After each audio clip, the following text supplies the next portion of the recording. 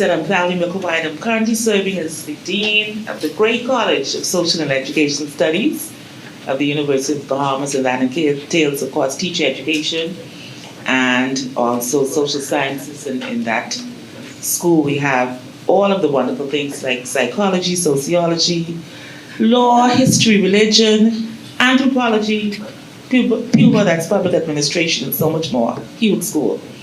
But it's wonderful working with them. Of course, my substantive post here at the University of The Bahamas is science education.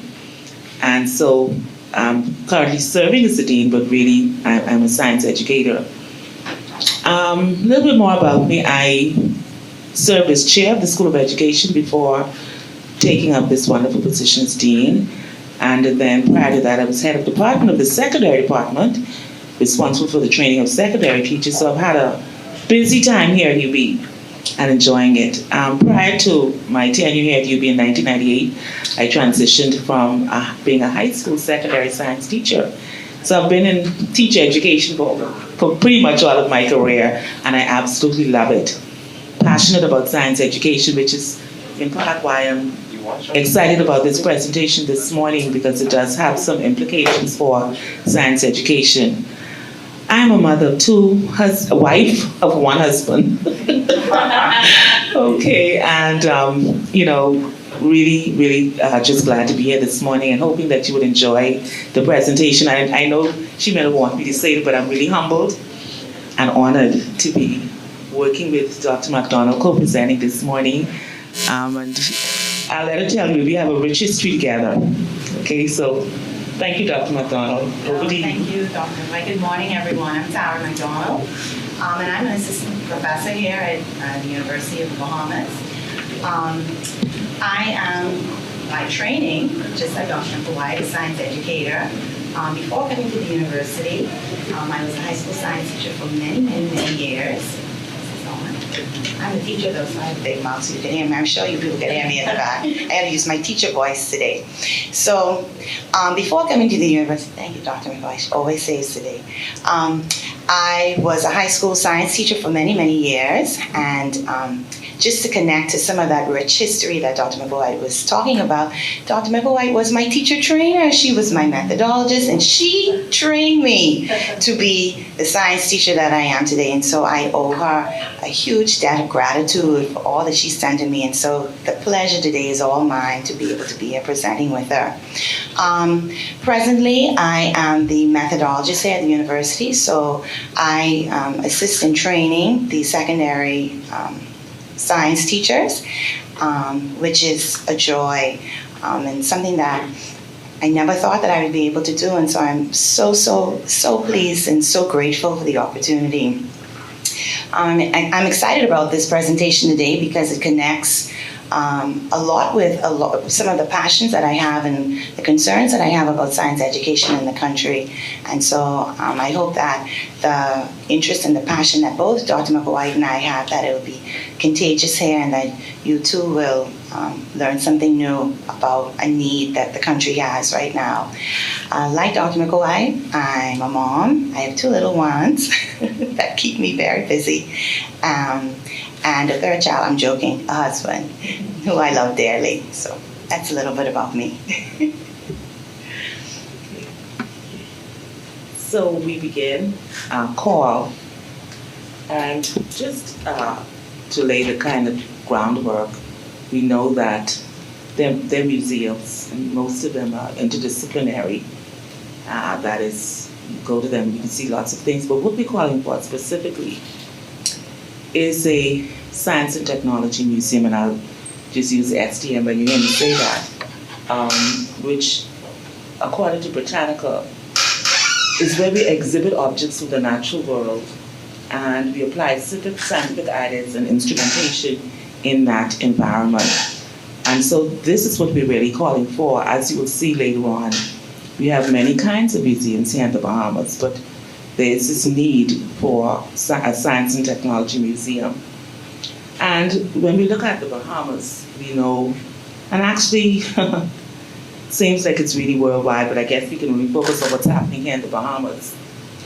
We are most subject to, as a small island nation, and also very low lying. We are certainly subject to all of the threats of ecological and climate change. And Dorian taught us very drastically at what can happen when our tourism economy is affected. Dr. McDonald, I know you remember when we had 0 tourists arriving, 0. No planes landing, no cruise ships.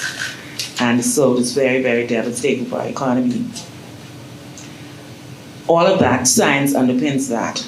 Cost, we know, tied to Dorian was the rising cost of food.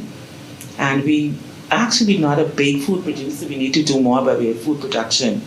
And so getting students interested in agricultural science and how technology is infused with that to do more about food production is essential. We are struggling at the food stores right now. I don't know if any of our visitors have been in any of our stores and you've been alarmed at our prices.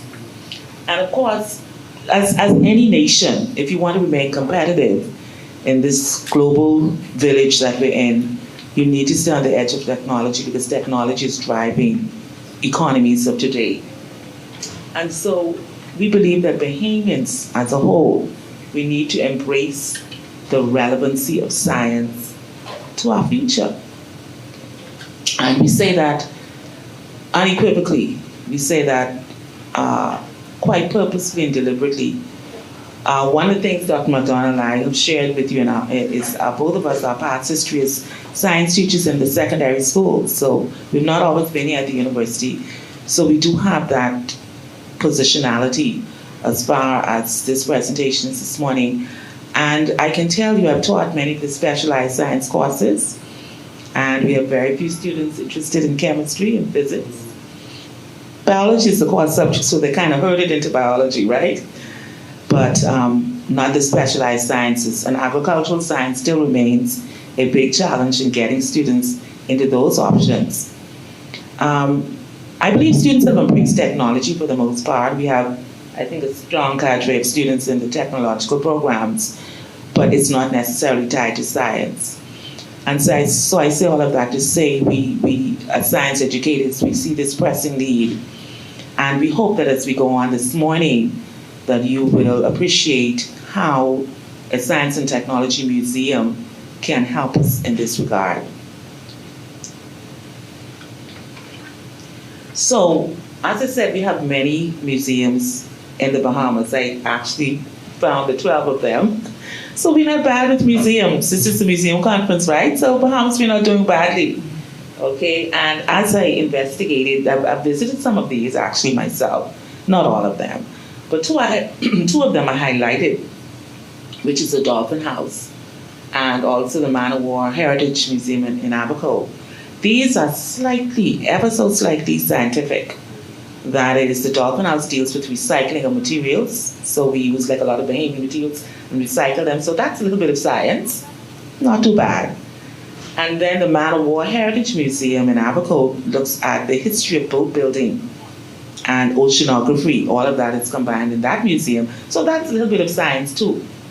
But as you can see, for the most part, all of the rest of them are historical in nature. Wonderful museums. And like I said, I visited a couple of them. Beautiful, but again, they are more concerned about recording our historical background and not so much focused on science. Okay, and I know you've all been to the National Gallery of Bahamas. You've been based there, so that's one of the wonderful museums. And as I said again, you can pick some things out of it.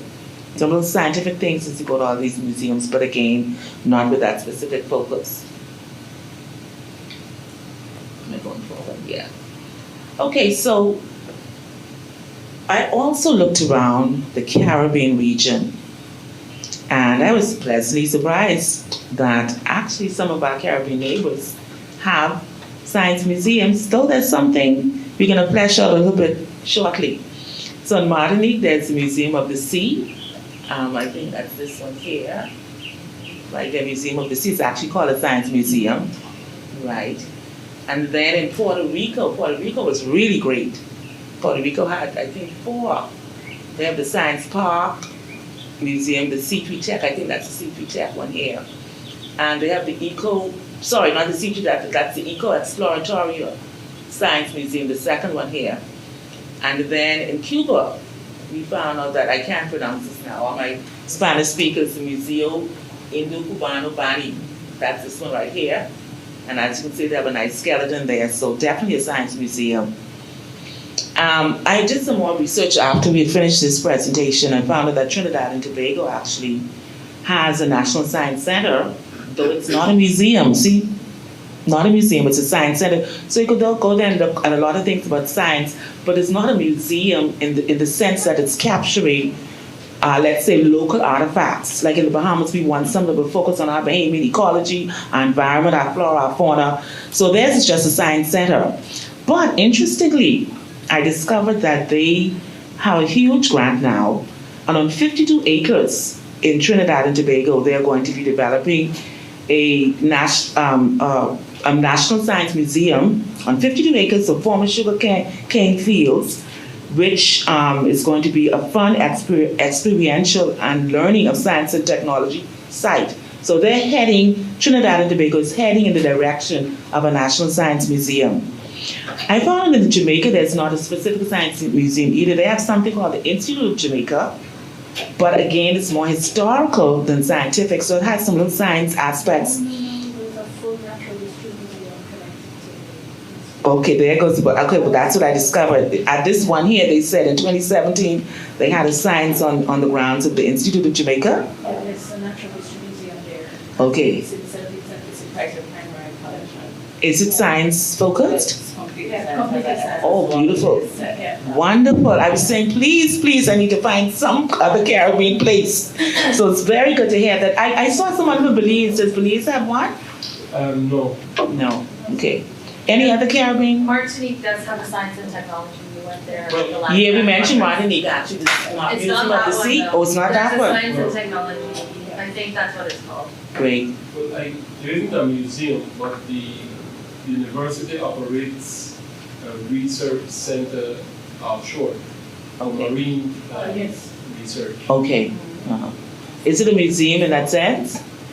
The best way to describe it is a living museum. Yeah. Because it actually do research on the Wonderful. real environment. Wonderful. This is in Belize. Great. Okay. So we see that there's certainly attempts, and we see that the Caribbean it's and like I said, I think Puerto Rico, for my research, Puerto Rico seems to be leading the way. Now in the Bahamas, we do have some limited efforts again under this title of museum in Grand Bahama, which is we call that our second city. There is the Museum of Maritime History. And there's a picture there of a young lady looking at one of the ships, and again they look at oceanography and which we have a rich pirate history, and all of that stuff is captured there in that museum. So it's still more historical in nature than scientific. And then we have some efforts by the tourism and entertainment sector. Obviously, we want to keep our tourists entertained as they come here. So we have a couple places to dig in Atlantis. If any of you have been over to Atlantis, that's under there to dig. It almost looks like the Museum of the Sea in Martinique. And then we have Bahama, this one here. They have an underwater eco reef, if you ever get a chance to visit there. And then we have the Bahamas National Trust. On that site, we have a rich array of Bahamian fauna. Flora, all of them are labeled with the scientific name, so we often take our students there. And then we have the Dastra Gardens and Wildlife Center. They have the flamingos and lots of other both local and international species. And then we have Fusion Superplex. I don't know, Dr. McDonald, that's still up and running, but it's the movies really. But there they have a place. Yeah, they have opportunities for students to have some chances to view films that are science-based, and they host some STEM competitions there at the center where students can do hack competitions, but still not a classic definition of what we would envision when we think about a museum or a science center. Yes, thank you. Sorry, turn over to Dr. McDonald. Thank you, Dr. Micklewhite. And so is it on? Yeah. Hello? Okay, that's it. If we were to envision what a science museum in the Bahamas should look like, there are a few things that we need to consider. We have a few good prototypes from around the Caribbean, but when we think about what we envision a science museum in the Bahamas to look like, there are a few things that we need to take into consideration.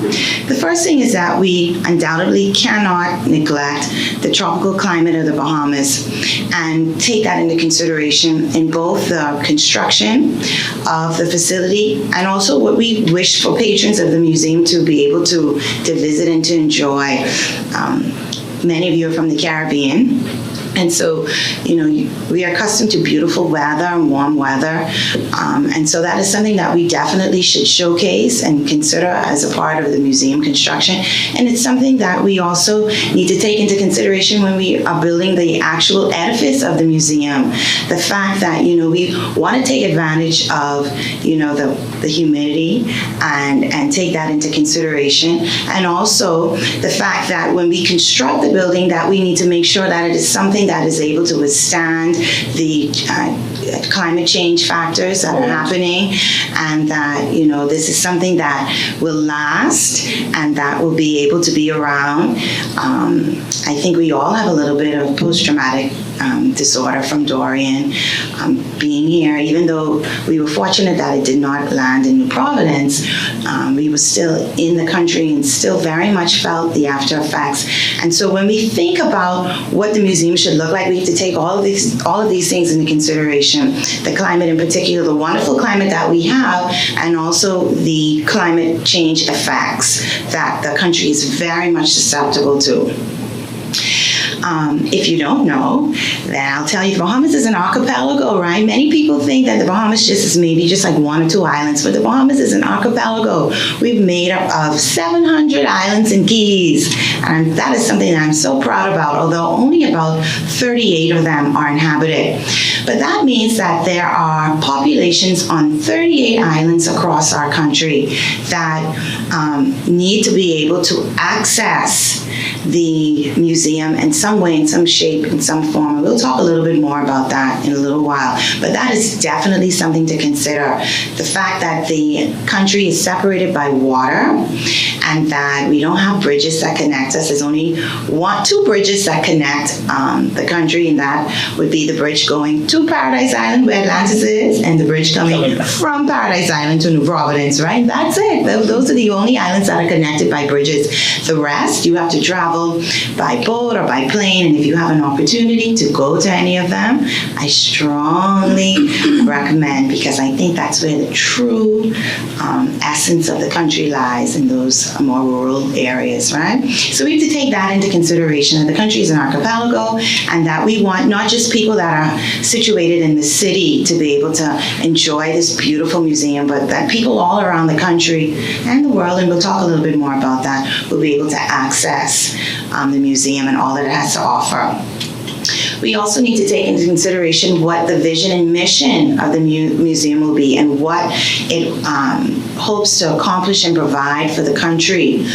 This is something that should be a common theme and thread throughout the museum. And we're not quite sure what that vision and mission will be, but whatever it is, it needs to be a part of what the museum will look like. And then in that same vein, we also need to consider who the museum will serve, right? And so in my mind's eye, I'm thinking about everyone, right? As Dr. Micklewhite and I was talking about this the other day, she said, yeah, from the cradle to the grave and everyone in between, this museum should be able to be a place for everyone to be able to come and to enjoy. Doesn't matter who you are, how old you are, where you come from, what you look like. It should be some place for everyone. And so going back to what our museum should look like, so we would be remiss if we didn't consider that the museum should, and this in circa 2023, take on a hybrid kind of model, right, where we get to access the best of both worlds. So we are envisioning a science museum that has a physical museum site, obviously, somewhere that you are physically able to go to and visit. but also a museum that has virtual museum components, and all the savvy science and technology museums around the world have these things going on now where, yes, they have these great physical sites where you can go, but they also have, if you're not able to, capabilities for you to visit virtually. And Bahamian Science and Technology Museum, a center we very much envision to take on a hybrid model, that hybrid approach. So there are some physical, oops. Do I have to use my teacher voice? Did it disappear? Yeah, okay. Can you hear me? Yeah, okay, thank you. So there's some physical museum site features that we want to consider. The first is that we think that it should be built to complement the natural climate of the Bahamas. We already kind of spoke about that. And this here is an example of a very typical kind of Bahamian style building with those colonial wraparound porches at the top there. And so we think that our science museum should kind of mimic the Bahamian architecture style that we've come accustomed to seeing around the country, and also one that we know that works for our climate, and one that we know that can withstand storms.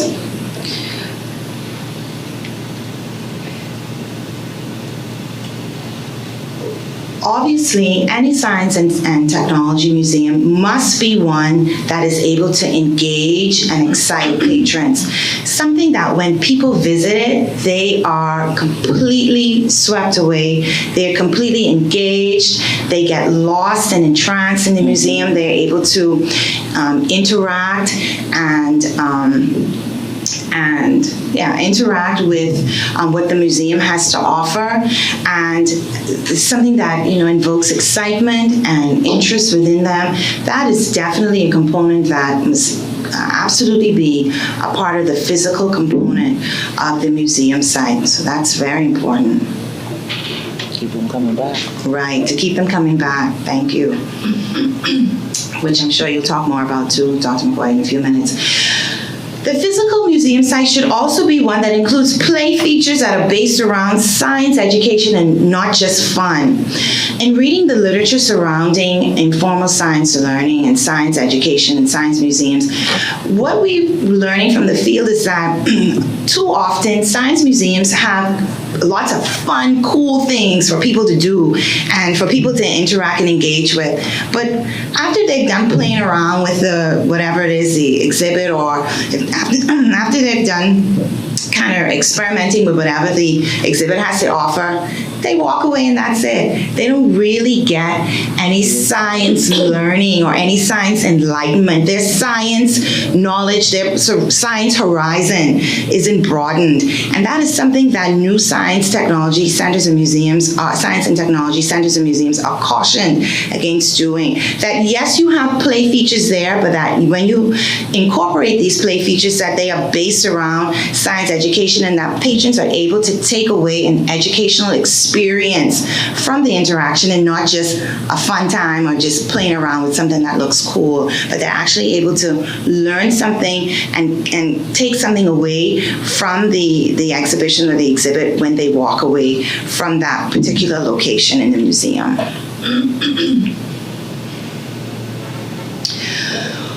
We also think that the physical museum site here that we envision for our country one day should feature new and exciting technology, right? Technology that is cutting edge. Again, this is something that we've seen coming from the literature.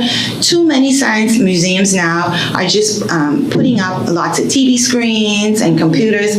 But that's not new technology anymore. Those things aren't new. Right? They're dinosaurs, right? Nobody is wowed by screens as much anymore. Nobody is as wowed as they used to by, TVs. And so whatever technology features we envision to incorporate, they will be new, they will be cutting edge, they will be novel, and they will be things that people will that will resonate with people, and that will leave an impression on them, so that they are able to have and enjoy an exciting educational science experience.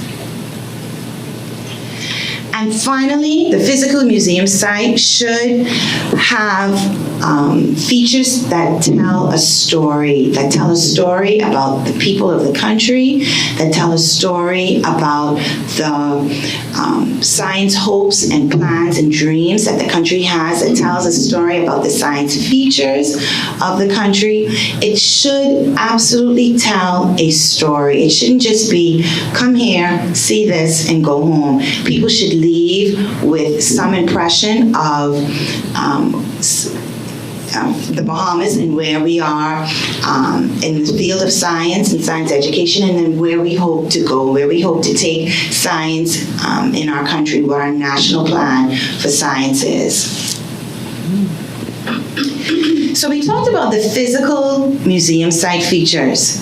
Now let's just take a quick look at the virtual museum site features. As I said earlier, in 2023, we would be remiss if we went and envisioned a whole science and technology center and we didn't incorporate digital aspects. And so we're thinking that the Science and Technology Museum that we would have here in the country would have some array of virtual tours where people would be able to have tours that are conducted virtually. Now, there's nothing like setting foot inside a physical museum. We know that we can't replicate that experience. There's nothing like having the real thing, right? As the song goes, there's nothing like the real thing. But if you can't experience the real thing, right? Because, it may not be possible to hop on a plane and go somewhere. The next best thing is to experience that experience virtually. For a country like the Bahamas, virtual tours would be exceptionally important because, like I said earlier, we are archipelago. We have people in our country that are 300 miles away, far away from the city. But does that mean then that they shouldn't be able to access what our National Science Museum has to offer? Absolutely not. And so just given the archipelagic nature of the country, we should have some virtual components there so that people, whether they be in the city here, whether they be on an island that's only maybe 15 miles away or an island that is 250 miles away, they would be able to experience virtually what the museum has to offer. And so these virtual tours will help to dissolve geographical borders and allow everyone to gain access. In that same vein, we also hope to offer online exhibits, which will allow museum patrons to experience the best that the museum has to offer from anywhere in the world. And the good thing about this is that through online exhibits, people that are coming to experience these exhibits will be able to do so through the actual museum curators that are there, so that they'll be able to actually have science museum curators there actually host the online exhibits and give the tours themselves, which is also very special experience. So now that takes us to the benefits of science museums. What are some of the benefits of science museums? There are many. I think that we could be here until next week, Thursday, talking about the benefits of science museums. So we'll just talk about some of the general ones, and then Dr. Micklewhite will speak about some of the more general, the more specific benefits of a science museum to the country. So obviously, all science museums, they nurture natural human curiosity. Human beings are naturally curious animals, right? They always want to see and feel and touch and wonder and think about what if. And so there's no better place to get out that curious bug, right, than to go and visit a science museum and amuse and think over some of the exciting things that a museum has to offer. For me, as a science educator, one of the benefits that I appreciate the most about science museums is that they serve as places of education to promote learning of science outside of the classroom, which is what we call informal science learning, which is extremely impactful for science education, where students get to grow their science literacy in their science capital, which we'll talk about in a little while, and truly learn science in not such a formal way as they would in a classroom with a teacher, or even in a laboratory, right? In a laboratory, which would still serve as formal science learning, but rather outside the classroom in the real world, where they get to experience science and get to, through experiential learning, take away science experiences, which we know is extremely important to build positive science attitudes towards the subject area and to get students to have a greater appreciation for science in general. Another benefit is that science museums provide excellent ways to encourage children, especially girl children, to pursue careers in science. And I'm sure that you've been hearing about this so much. The fact that females just don't get the same type of push to pursue, right, encouragement to pursue science-related careers.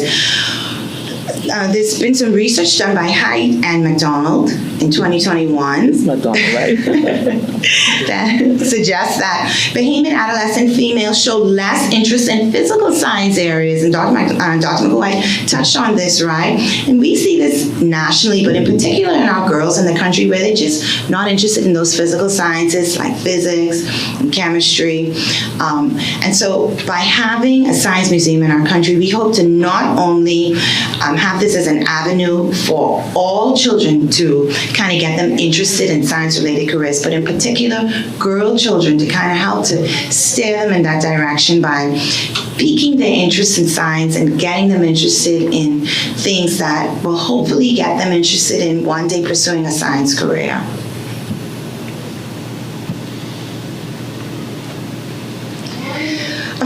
A few extra added benefits of a science museum would be these two huge ideas of science literacy and science capital. So science literacy and science capital are not the same thing. Science literacy includes the knowledge of science as well as the scientific framework by which people make decisions based on facts, research, knowledge, not just on opinion and hearsay. Science museums greatly increase science literacy in citizenry, right? And they allow people in a population to be able to make sound and correct decisions based on science.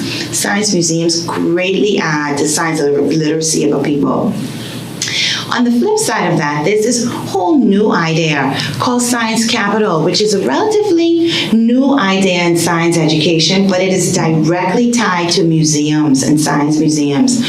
And just as I said earlier, science literacy and science capital are not the same thing. Science capital, on the other hand, is an idea that stems from sociology and is based on the premise that it looks at what influences and shapes people's attitudes, engagement, and relationship with science.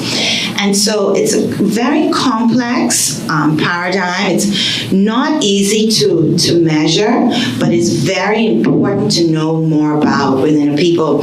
And so because it's so complex, because it's so nuanced, in the informal science education arena, they have kind of establish science capital almost as a metaphor. They invite you to think about it as if it is like a book bag, like a backpack that people carry around with them throughout their lives, right? And so it includes what science you know, this book bag, this science capital book bag that people walk around with, right? It includes ideas about what science you know, how you think about science, which would include your attitudes, your dispositions, who you know. For example, if your parents or your family is interested in science, or if you know people that are employed in science-related careers, and what sort of everyday engagement you have with science. And so this science capital book bag is very important when we talk about science capital and individuals in the society, because we already know from research that the more science capital you have, the more likely you are to feel that science is useful and important to your life. And science and a science museum would absolutely help to grow science capital in individuals and in the society.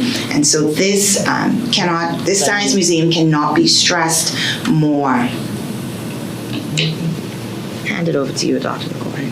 Thank you so much, Dr. McDonald. Yes, you and I have shared so much casually and professionally this whole notion of science capital, and certainly we want to see the Bahamian science capital grow. So I'm now going to look then just a whole little bit more, because we are talking about a call for a science museum here in the Bahamas. So I just wanted to hone in a little bit more closely on what this how the Science Museum will benefit the Bahamas, given all that Dr. McDonald has shared already. Generally speaking, about how Science Museum benefits the entire world, wherever we decide to do it. So again, we talk about scientific literacy, and we talked a lot about the challenges we face in the Bahamas, particularly, and us having a sustainable future. And a part of that, I just had an opportunity about 3 weeks ago to attend a symposium hosted by the IDB on climate change. It's the common thread in our country. And at the end of that, there was a call for policy making. So when we look at how we will set about now creating policy, some of them were just in draft, and how we will decide and how we will make decisions. We are a parliamentary democracy. How do we go about making decisions on what those policies will be?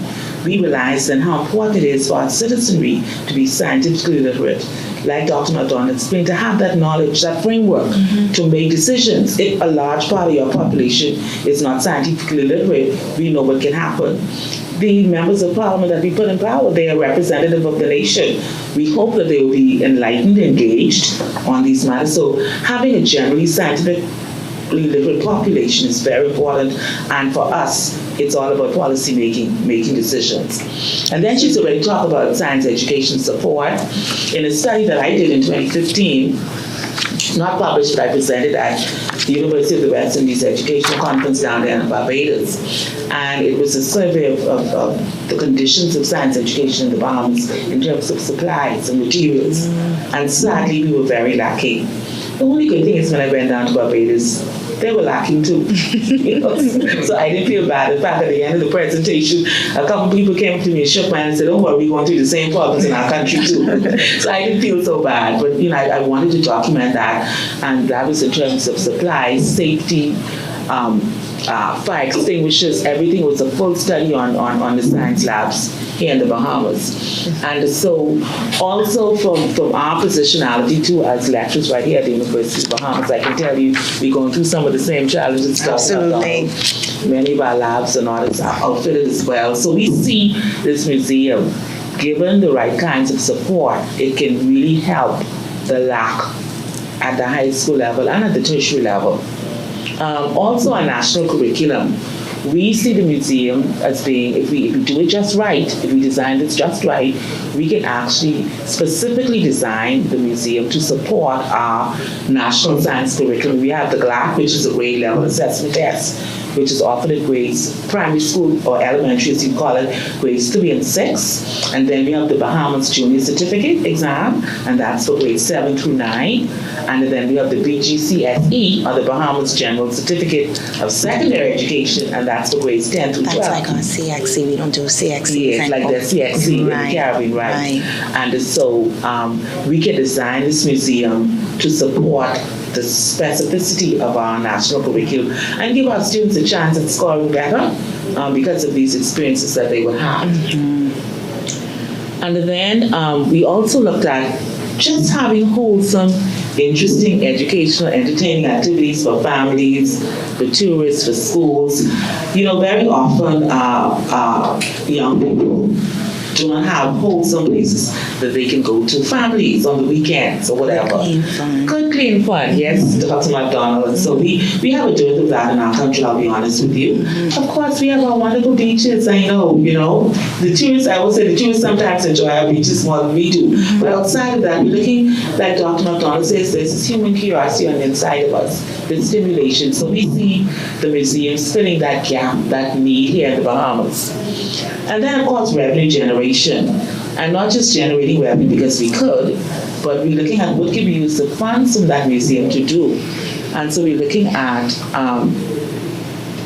the financial remunerations that we can get from that to be used to support science education endeavors, like all of those schools I haven't even spoken about on our family islands that often call me, Dr. Micklewhite, do you have anything you could send me on the boat? Our schools need litmus paper, our schools need petri dishes, whatever. What can we do to support? So I'm looking at the museum when it's funded just right. I'm looking at it as to be able to support those enterprises in that regard. And then we're looking at building Bahamian students' interest in motivation and interest in science so that we can have a selection of more science careers. Okay? Apart from the regular ones. Yeah, right? apart from the regular nurse and the doctor and all that stuff, right?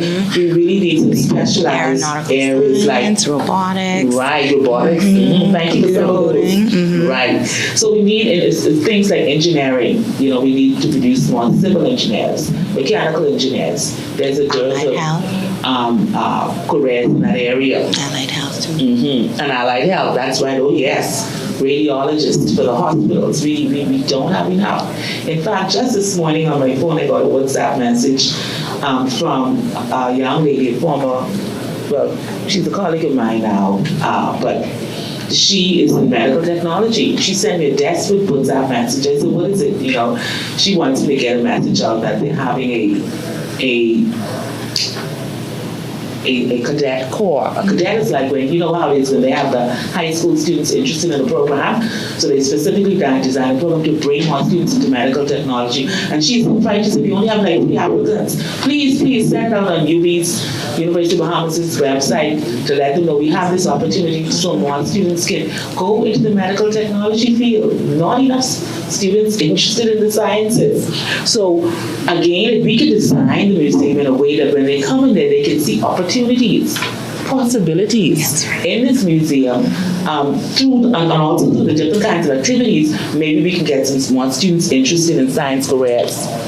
And then finally, and this is one, as Dr. McDonald and I were sharing, we're so excited about this idea of it being a space for research and just a meeting place of scientists. Just let's come and sit down and share and talk. We have science talks, and in layman's terms, for like-minded people. That's right, that the general population can benefit from to make news more easily digestible. For example, two of our professors, Dr. William Gustav and Dr. Carlton Watson, just produced a nice piece of research on arsenic levels in the rice.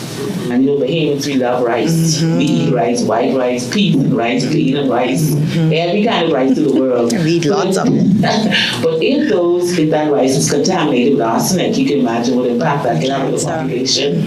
Why maybe cancer rates going up, who knows? I don't know, I'm just, saying here now, but that's what we're looking at. So we're thinking of maybe once a week, once a month in this museum, we can have this meeting of the minds, to share news that is relevant in science education for the Bahamian population. Of course, we will advertise and let them know you have to come out just to hear us, ask your questions, whatever. The general population to then engage with the Bahamian scientists to understand what is going on. So we're very, very excited about these possibilities. Now, we're winding down. So how can we organize and fund this museum?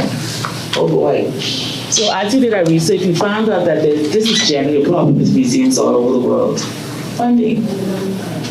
We haven't even got started yet. Some museums are up and running, so they may have a source. We're trying to think in our minds how we can do this, and please we welcome your ideas and suggestions at the end of this when we get to the question and answer period. So, first of all, we feel like it's important that the government and the country invest in its future. Okay, all the things that we're talking about, it takes leadership. and the government is the leader of the country. And so we feel that if we can get them to understand and appreciate this, and so Dr. McDonald, you and I are hoping to present this again Absolutely. to Parliament maybe. Absolutely. I don't Absolutely. know. But yeah, if we can get them to understand how important it is, then we will ask them to budget this, to make this a line item in the 2023-24 budget, if we can get it on time, okay? Then we're looking for private donors, persons who are scientifically minded, and we're very fortunate in the Bahamas. We have a rich cadre of donors. They're already been consumed. Sometimes it's hard to, when you go to them, they say, oh, we're already donating. Same pool. But we can go to them and see if we can plead to get them to understand how important this is. And then we think that having a good board of directors in the initial instance to organize this, I skipped over the beginning part. First of all, establishing a legal framework for this museum. You know, is it going to be totally government? Is it going to be quasi? Is it going to be totally private? We have to figure all that out.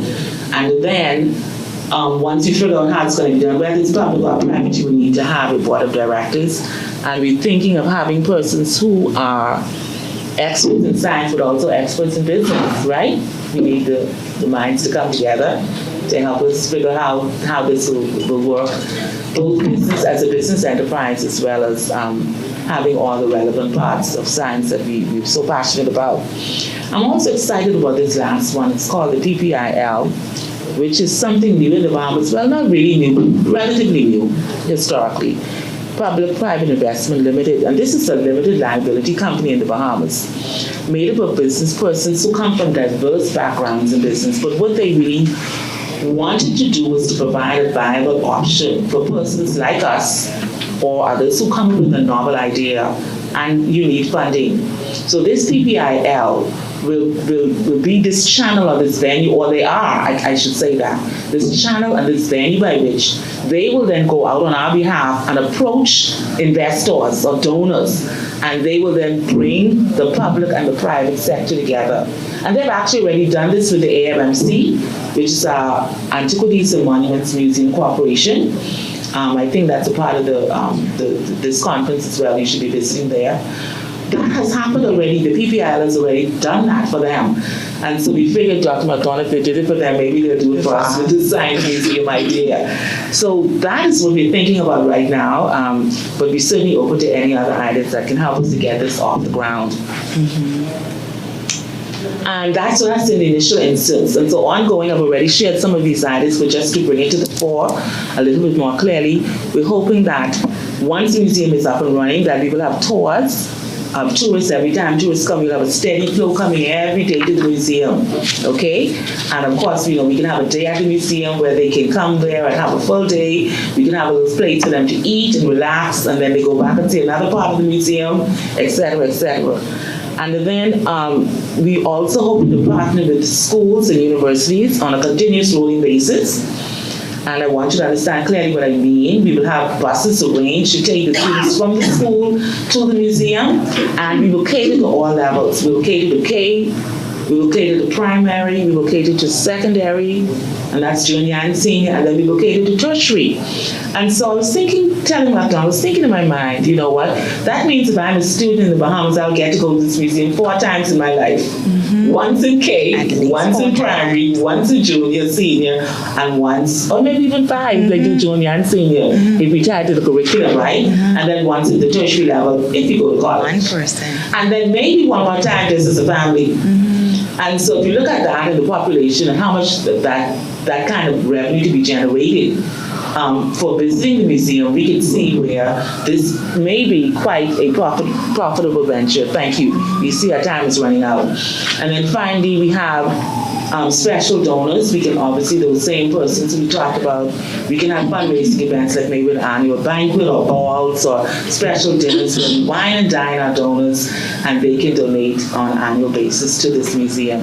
So that's our ideas right now, how we can fund this museum if all goes well. I turn it back to Dr. McDonald. Thank you, Dr. Micklewhite. Just very quickly. So, as you can see from our presentation, the importance of a science and technology museum in the Bahamas cannot be stressed enough. Presently, the country is sorely missing out on all of the wonderful gains that the Science and Technology Museum can afford. And for people, this is simply not a want. It is a need. It is a need. And so I invite everyone to just, in this spirit, raise their voices and invite all of our partners, the NGOs, the corporate citizens, and government to do everything and anything that they can in order to harness the full power of a science museum and shape this into a reality for not only at the individual level, but for our nation for generations to come. Okay, thank you. All right, once that's our presenters, and open the floor to questions. We're gonna project. Sheree, yes, go ahead. And then I have a couple of questions, but I wanted to start off with the collections. What, sorry. It's okay. What collections do you already have that will support such a museum? Because the museum is built around its collections and not just the technology and other things. So I was just wondering what collections you already have, where is it housed, how is it housed, how is it being cared for, and how you plan on beginning with that towards, because you're not going to get a building right away to start the museum. So that's the first part of my question. That's an easy one. We have none. We have no collections right now. We are starting literally from ground zero. Okay? Is that what you're asking? If we have any collections? yeah, that's what we're asking. So you have none?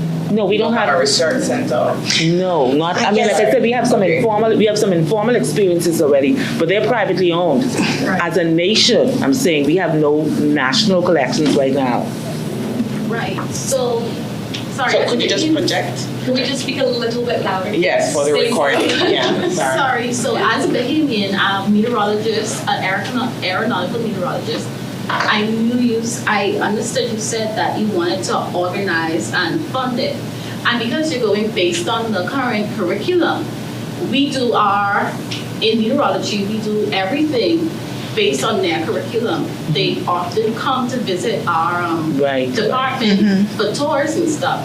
So I'm like, if you take some of our stuff that we no longer use because we're now moving into a more digital age. Yeah, it's funny you should say that because one of the faculty members came to me and gave me this analog thermometer the other day, and she said, Dr. McDonald, we got this from the meteorology area. Do you think you could use this with your science students? And I said, of course I can. Give it to me. Right? All science teachers are pack rats. I said, give it to me. I could use it. And so it's funny that you should say that. Right, and we house our stuff. We have all of our own equipment properly maintained and everything. So if we collaborate, I'm sure we can give that to you because we're moving on from using all those old Thank you, and those things would be in response to her question. Thank you. So I think she had some more questions. Oh, you want to go ahead? Well, I'm going to contradict you. No, speaking to the speaker. Oh, that's my I don't want you to get me wrong in terms of your collection.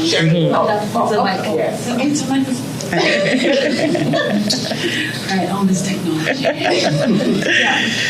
The thing is, when I run a natural history museum, and we inherited collections from all over within the context of Jamaica. And we're able to utilize some of those specimens, and the museum itself is about the back end. Well, some of the front end material that we have is utilized from some items we can't store in the back end. So we sort of conceptualize what is the story we want to tell. And then because we have the items within the space, within storage, we're able to tell that story using some of the items. I'm asking because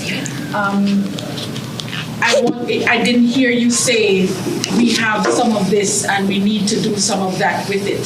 So I wanted to know what was the nature of your collections and how you wanted to tell the Bahamian story, since we have an oar or a tiny boat or a Lucayan boat. So that is the context. right? Yeah. Thank you. My friend from the Lord. Yeah, so just again to confirm what you're saying, we have no such collection per se. No, but there's nobody doing I that. think you don't know what. Oh, I don't know. Maybe You don't know what you have. And Yeah. I think, That's why I was sorry. saying, You don't know what you have because what you actually need to do is a survey. yes. You need to, Send so out you a call. yeah you need to send out a call. Yeah, when I say I don't know what we have, I'm not saying that we don't have items, but are they already? I thought she was suggesting that do we have it in a collected place, on a what collected we're saying- space? Yeah, that's fine. But what we're saying is what you need is a call. A call, yeah. You need to send out a call to the existing scientific institutions. Yes. So, Stuff. yeah, to ask them, do you have things in your collection that you have retired? So this is a recommendation you're making to us. Wonderful. Yes, no, I don't. You can't have a museum. We're writing it all down. Yvonne is going to, but Okay. this is where Yvonne is going to come in. Okay, good. Be open. Shani knows about museums and collections. But it doesn't mean that you don't have a collection. Yes, got you. Objects. Yvonne, let me not. I'm sorry. She was saying exactly what I was thinking. Okay. Not no collections, but if you don't have the space, you need to make sure you have the space to care for the collections and make sure you're able to store it properly and use it properly and that it's, relevant to your stories. Right. But I think since you're at the start, you can also decide that you don't want to be actively collecting at a degree that other museums may be collecting. Yeah. Or you're just collecting stuff, that's relevant to the island and things that you're missing. Because it sounds like with all the interactivity that you want to have there, it would be great to have a lot of changeability there. So Absolutely, to keep it fresh and to keep people interested. Yeah. And I think the other thing that was really exciting to me is perhaps thinking about the intangible benefits of science. So not just science education, but experimentation, confidence building in that kind of open-ended experience that you have. Because I think we gain a lot of that from science. Absolutely. And not having that, this is the right answer, wrong answer, which is a lot of science centers and institutions out there, to be able to give them confidence in the future, to be able to try and fail or try again. Absolutely. That's a lot of soft power that's really and just as we said, it will add to those science, those important science attitudes that we were talking about. The ability to problem solve and to try something and then it fail and then try again and it fail again and again and then to not just throw your hands up and say I give up, but to keep trying. All of those perseverance, those science attitudes and skills that we not just scientists need, but all human beings, right? All human beings need those things. And I think a lot of the generations is learning that you're getting, especially with social media and everything, you get all this information. And how do you know how to choose what's right or how do you know how to see? Good point. That's right. How do you filter what do I accept and what do I reject? And that's, I think, huger than science, but it is all that basis of how do we understand what we're getting, even in racial and social justice issues. It's because we've intaken all this stuff as a kid. Yep. You ever considered a traveling museum, a mobile museum, maybe on a boat? You guys need to have one. If you're gonna be sensitive. We're writing, we're documenting. Yeah. We talked a lot about that, Dr. McDonald and I, in terms of the family islands, some of the distant schools that were so far apart. There's only one. So we talked about a mobile science lab for schools, but we didn't think about it between the islands. Interesting though. Interesting. Yes, ma'am. Thank you for the presentation. Thank you, sir. A quick, when I think of museums, for example, especially now, I think of the human capacity, the human resource available, right?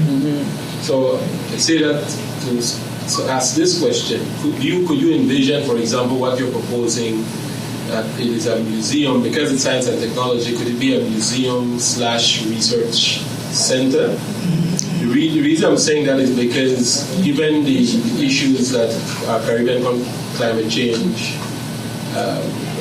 hurricanes, agriculture, deforestation, tourism, and so on. Does the capacity exist, or can it be built to a point where the museum becomes a backdrop for the heritage side, with science and technology integrated, and then the research component, we're actually doing real-time work on your ecological environment, and students, visitors having an opportunity to participate in that, organize in ways where they come in and actually help with the data collection, that sort of thing. Is that something that could be a possibility? Certainly, I think I kind of alluded to it in one of the slides. I didn't really talk a lot about it, but we talked about it being a research center as well. A hub. Yeah, a hub, yeah. So certainly to expand, and if that is funded properly, that can also help to fund the museum as well. Right. So awesome idea. Thank you so much, Belize. That's Belize up there. 5 minutes left, yeah. So thank you for a wonderful presentation. This is kind of going on the same line of what you can do beyond collecting and even the research part. I would love to see, when I come back to this museum that you are building, to see a recognition of the lives of individuals in the area, collecting those stories of our elders, and get a generational sense of those elders who are in the agricultural field, who understand the history, and start building up that collection of community history based around science, and agriculture and what our ancestors went through in this area. I would love to see that as part of the foundation for this museum. That is awesome. Thank you. A wonderful idea. And you shouldn't separate it. You shouldn't say that. Tell me what you mean by that. Okay, so because when you're talking about play, for example, there's I don't think maybe that's not intentional, but it kind of hinted that science must look a particular way and all the other. But the reality is that oral histories, anthropological interventions are actually tools to build museum interactivity. So, for example, the Children's Museum in Houston has a complete science. So probably what I've been there many times. Right. Yeah, I've been there many times. Sometimes they teach you financial literacy by going to the imaginary supermarket, the grocery store. My children love it. So those are all things. So we just need to play a little bit. Play a little more. It's the play is fine, but the play is fine. It's just we don't want the play to be empty. We want substantive play. But the research, okay, but you've been to that Houston. It's not empty play. But what is defined as substantive play? Right. Because a child might run around in a museum and touch two things, but then they go home and this has stimulated them and they talk about it, but you didn't realize that as they ran through the space. No, absolutely. That would serve as substantive play as an educator. That would serve, but for them to not walk away with just very little, but for them to walk away with something. Yeah. And I right? think it's more about, actually for me, it's actually the reverse. It's having a lot of high-tech bells and whistles. Right. And then you get nothing. And then you get nothing. Actually, or very little. The very simple things are the ones that we get the most out of. Yeah. Terry, go ahead. No, I was just telling her I'm used to this. I have to be always very used to continue on the many ideas. I think you have received great ideas from the audience here regarding your natural history museum and Science Museum. Science Museum. Yes. And hearing and knowing what you have experienced as Bahamas and knowing that climate change is real. There is a real need for this museum to be there. And one of the things that you have to think about critically is how do you get a buy-in from the decision makers, is government, because these are the most important people. If they get that buy-in into this particular project, then they could also help to lobby for resources from others. Their voices is bigger than your voice as scientists or as a university.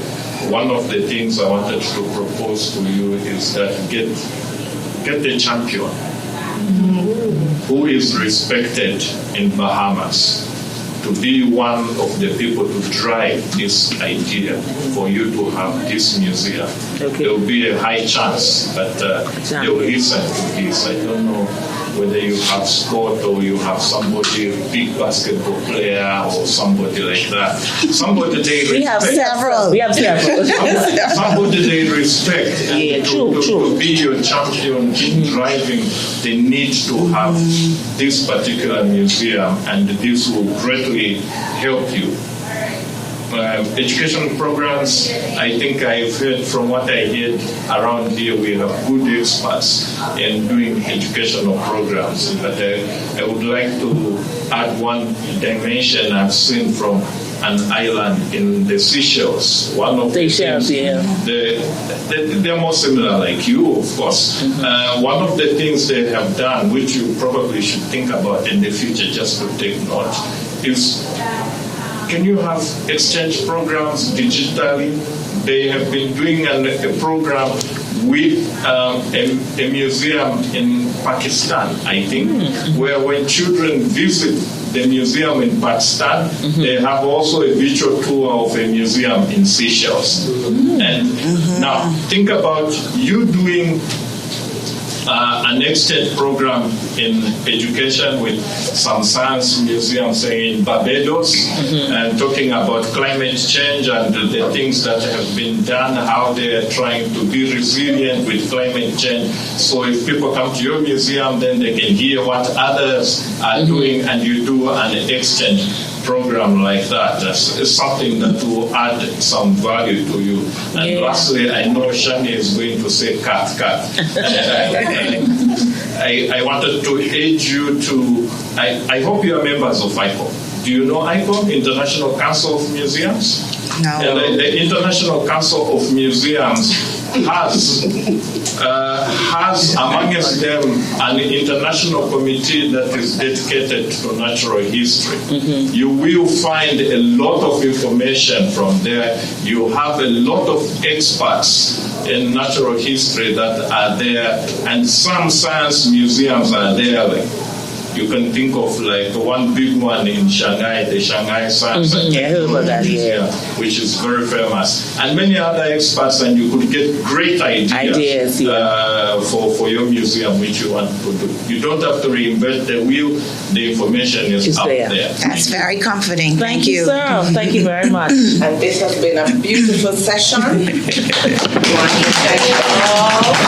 you. Thank you.